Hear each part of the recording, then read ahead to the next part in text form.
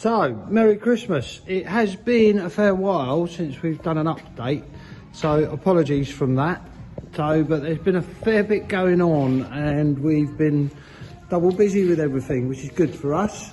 So here we go, quick update. This is Nick, very good customer of ours, nut and bolt restoration on a bike that his dad had, and I think he rode one of his first bikes. So it's an XS 850. Which Jake's onto, all the chromings just back from Nottingham Platers. What a splendid job they do.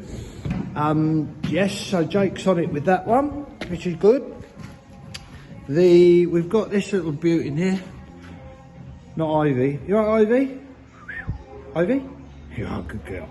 So, good for another very good customer of ours. This beaut.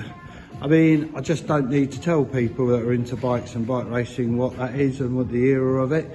We're going to do a live video on this, maybe live, or we'll certainly get another video of it firing up before it gets wrapped up for Christmas. So that's a nice little bit of eye candy in here. Ken's build, pretty much there, ready for MOT. Is it a WL? Or has it got a twist? I'm sure you will let me know. So yeah, that's Jake's cracking on with that. That's coming together nicely. Dello's weaving his magic on Owens, where we're lifting up the rear suspension. He fabricated a new bracket, ticked it all up, which is a lovely tidy job. On the jig at the moment is Elliot's, which you will see as the progress early next year. All the parts are coming for this, so we won't say too much about it, but you can see what sort of lumps going in there. It will be a fair bit of kit.